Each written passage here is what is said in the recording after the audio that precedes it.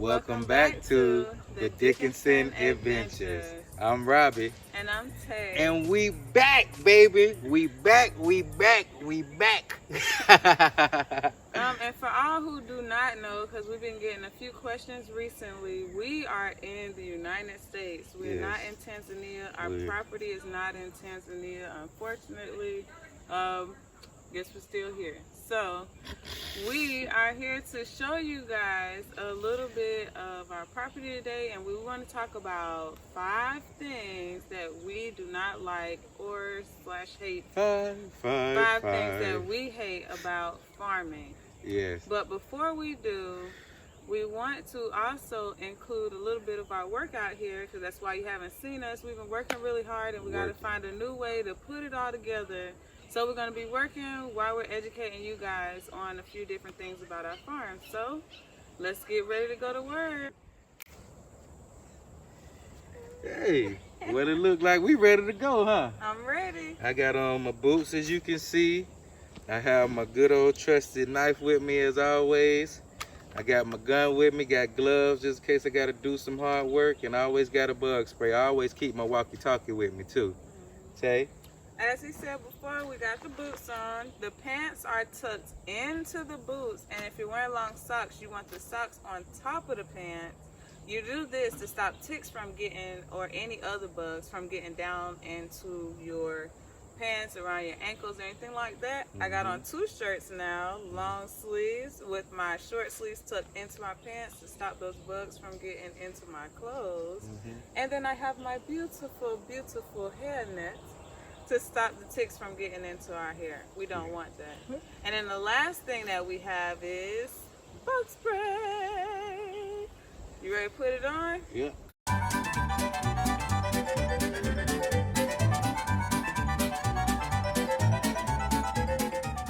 That's enough.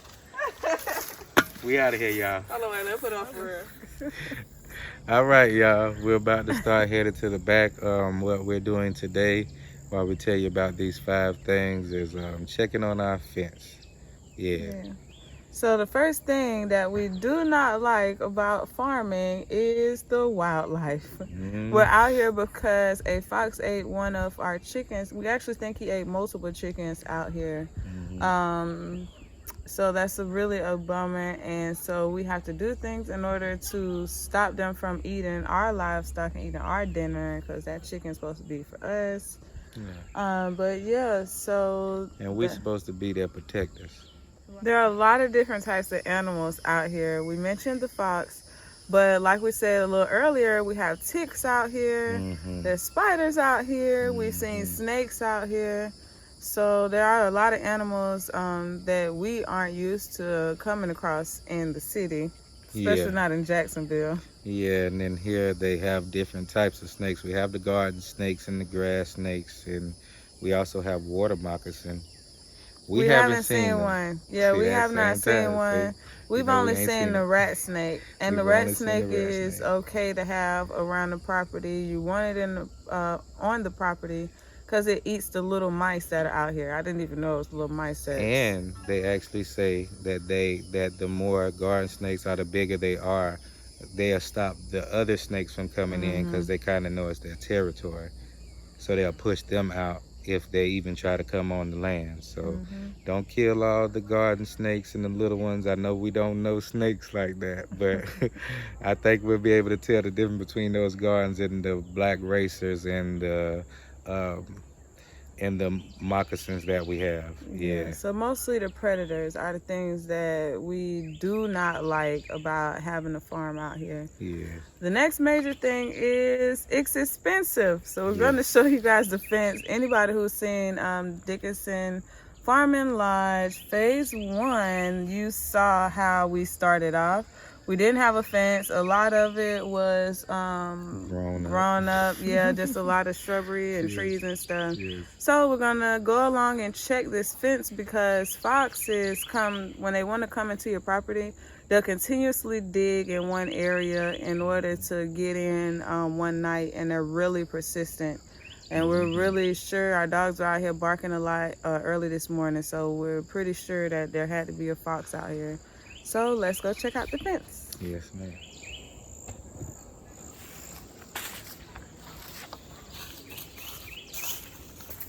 see the woods over there. With our fence, we had a lot of trees that were fallen, trees that were smaller that could be cut down, and trees that were already along our line. So everyone kept asking us, why pay for wood when you have wood right down your land? And we said, hey, we think you're right. So I purchased a hole digger, which is one of the best purchases that I've made while we've been on this land. Everything we purchase have always gone in to help us do more on our land, but that made it so easy, so much easier to just dig those holes and drop down the poles and don't have to dig them with the shovel and pull the dirt out and have to work all hard and get blisters on your hands. Because I have some blisters I could show you guys from digging with a shovel, okay? But we used the wood that we had on our land. As you can see, it's some bigger posts, some smaller posts, but all of them are very strong, very sturdy. The one thing they do say about wood, you have to replace it every now and then, but that's cool because as you can see, we have a lot of wood, okay? The next thing that we want to talk about being on the land and it being expensive is just the processes. We didn't even go all the way around our whole property. This is just about 4 acres of our property, close to 5 acres, and it's not even the full 5 acres. So, and we bought about, how many fences? 3? We bought 4 rows of 330-foot fencing. 330-foot fencing, and it was $139 a roll. Yes. So just buying that roll and buying the nails and the U-shaped screws, nails to go into it. Finding about how much you think that costs? Altogether, I think with the hole digger, with the line, the fencing, with the screws, with everything we needed to make it work, probably about $700-800. Okay, so almost about $1,000, and we're still not done.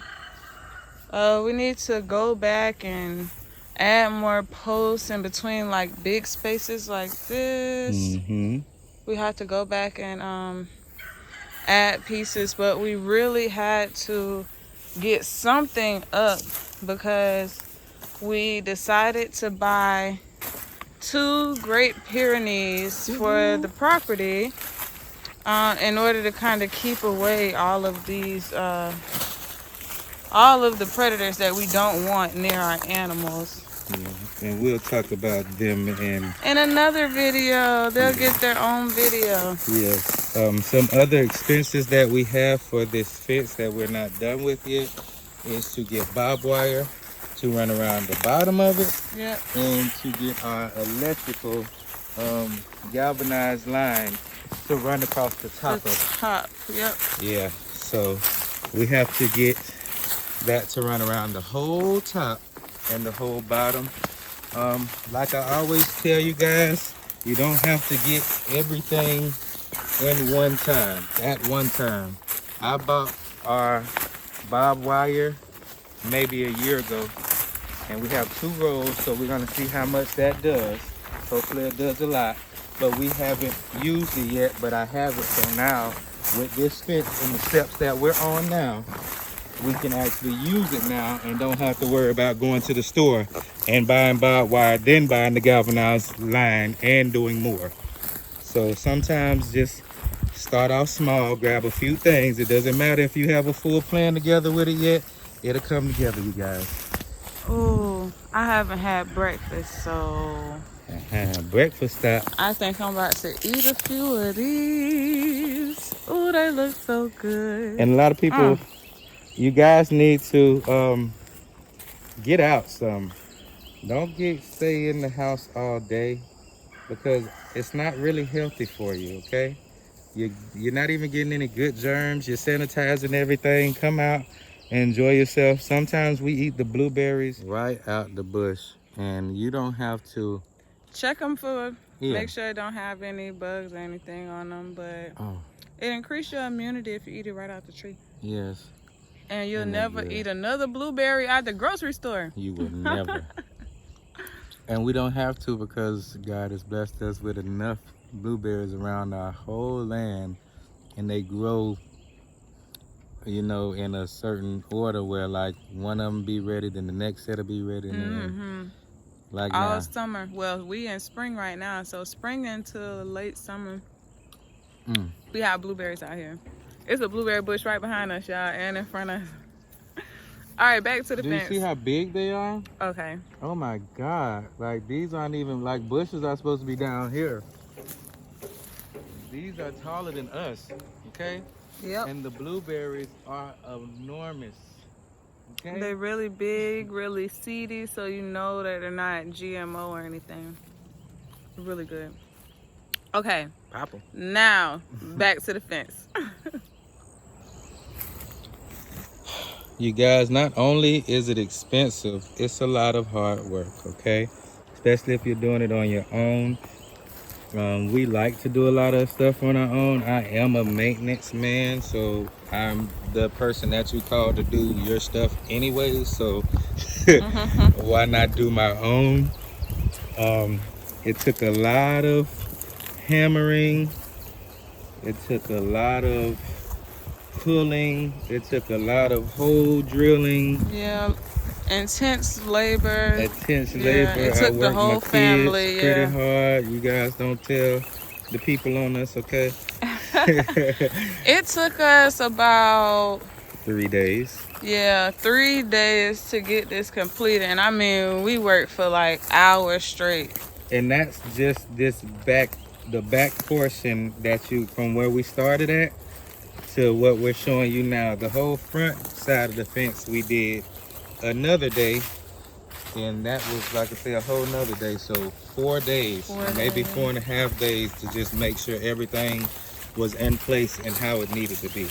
Yes, farming is really hard work. Like, when people think about farming, they think about, oh, this is cute, this is nice, I'm gonna have these animals and all this property, but like we said, it's expensive and it's really hard work. We go a lot of long days just working and just working until we're tired. And that's not including your everyday chores, like feeding the animals, making sure everything's water is good.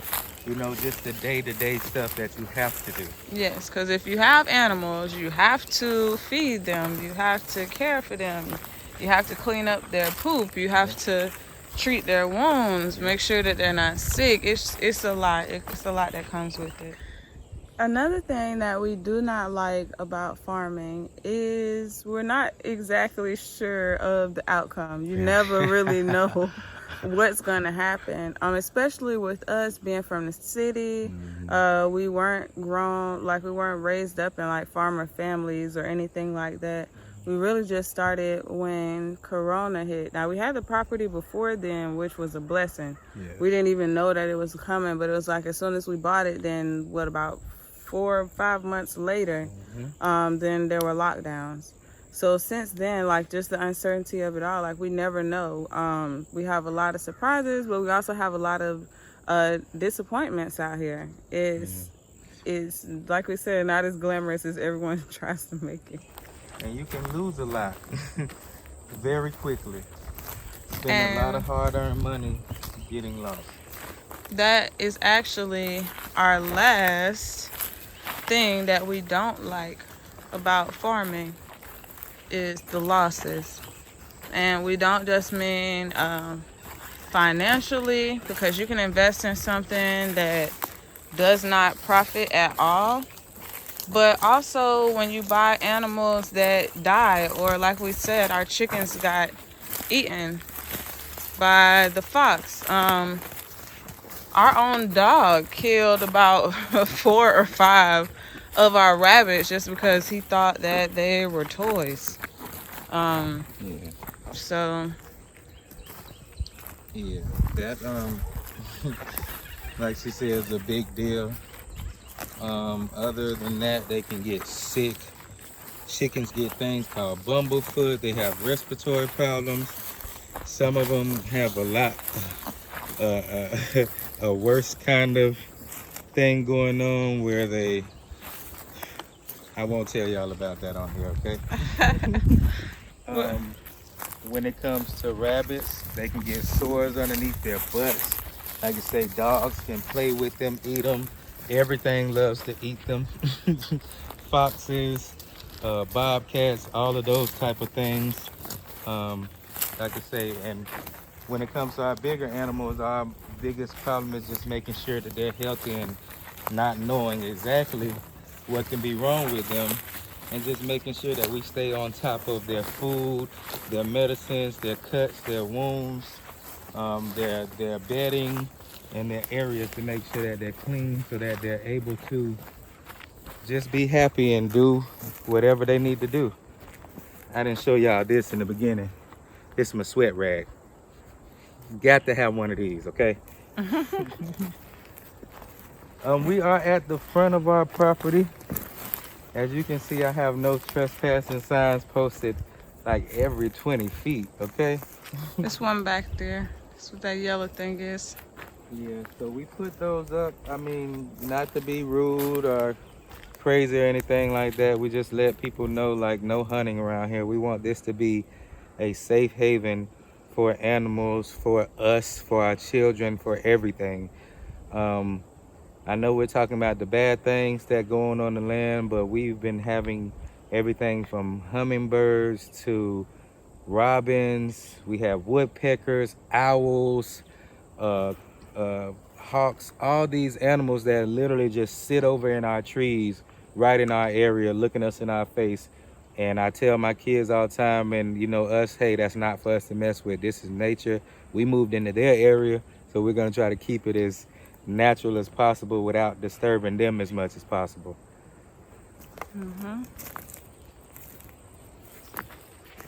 So from what I can tell with the fence, we don't have any big holes. Like we said before, we still do have to go in and strengthen the fence because our Great Pyrenees are huge. Yeah. And right now with the gaps and how far it is, like see right here from this tree to this tree, they could probably just come over here and just lean on it, probably. And yeah, I figured that. They could probably just come and lean on it if they want and get out. But like we said, we're gonna do a whole different video on that, because even animals getting out and getting loose, that's part of some of your losses sometimes. Because we started off with 2 little baby goats. They were both under a year, weren't they? A girl and a boy, and they ran off. We had electric fencing and everything, and they still got away. I mean, look at this feather. You can tell that this is from maybe something of an eagle or a big hawk or something of that nature. Like I said, we have a lot of natural stuff going on here. I will put this in the back of my head, but some people already gave this a bad a bad rep, all right? We're almost to the front of the property, to our gate, you guys. Like I said, we have a lot of work, a lot of hard work ahead of us, but we are happy. We are enjoying it. There's nothing wrong with understanding what the problems are to you on your land or with anything in life, and then finding ways to get through them, to do, you know, to get over them. And that's why we come on here, to let you guys know that nothing is just, everyone has problems. Everyone goes through something. Hopefully some of you guys won't get on here and criticize, but say, hey, if you need help with this, this is how you do this. And that's why we come on here, to educate you all and to help us, because you all can help educate us as well as educate the rest of the people on our platforms, okay? So please, please, please, if you have any good information that can help us, please give it. If you have any bad information, give it and we'll laugh at it anyways, okay? If you want to help in any way, DM us, inbox us, come on, email us. We are accepting help. We are trying to find people to partner with. And so, as Robert was saying before, we've been reaching another phase to our property. For those who don't know, we hope that this will be not only a safe haven for animals, but also children, families, anybody who just wants a getaway away from the city, people who want to learn how to be self-sufficient. We're going to be growing our own food and stuff out here. We've already been starting and trying our own things, but we've been contacting other people in order to have them help us to teach classes and things like that. So we have a lot of different things coming. We also wanted to let you all know about our website. It is finally up and running. Yes. D-adventures.com. Yes. D as in Dickinson. -adventures.com. It is a paid website, but at the same time, we have a free membership. All you have to do is sign up and put your information in there. You'll be able to see some of the videos. You'll be able to still talk to people and stuff like that.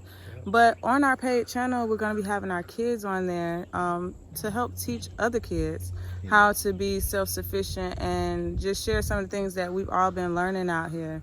I would love to put them on YouTube, but y'all know people kind of crazy. So I figure if you're going to pay and you're going to sign up and stuff like that, then at least you can see the kids, you know, and see them. Because our kids are very smart. They're hard working and they're very entertaining. Yes. They are entertaining. They might just steal the channel. Right. They're probably going to steal the whole show. But we thank you all for watching. And we hope that you will come and chill with and watch another episode of the Dickinson Adventures. Peace, baby.